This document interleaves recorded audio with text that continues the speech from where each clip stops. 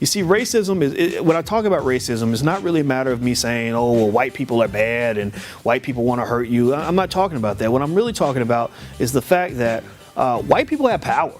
And many of these institutions that were built that sustain us were not created with our needs in mind. And I'm really especially talking about black males. If you're raising a black boy, if you love a black man in your life, you have a black brother, a black father, a black man anywhere in your life, I would say that you should go look at some of the data in terms of what's happened to the black male due to the lack of economic security being provided by the current economic system.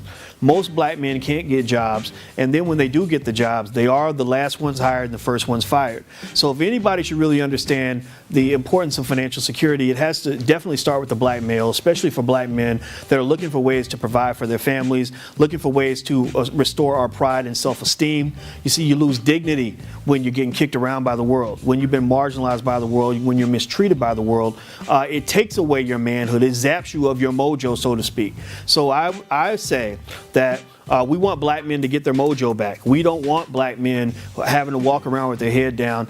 And what's unfortunate is that even when you have black men who have quote unquote made it, who have the education, who've gotten into corporate America, there's still a degree of stress and frustration that might come from the fact that they feel economically vulnerable because they kind of feel that if you mess up one time, if you get out of line one time, if you say the wrong thing one time, you're going to be punished almost like you're a little kid. So to some extent that keeps us as almost like infants or children, in a grown man's world. So I think that, going back to not just the ownership issue, but also you talk about diversification. I think every black male has to be taught to be a hustler, diverse in the way he brings in his various income streams, because that will not only protect his economic security, it will also protect his family, and it might even protect his manhood.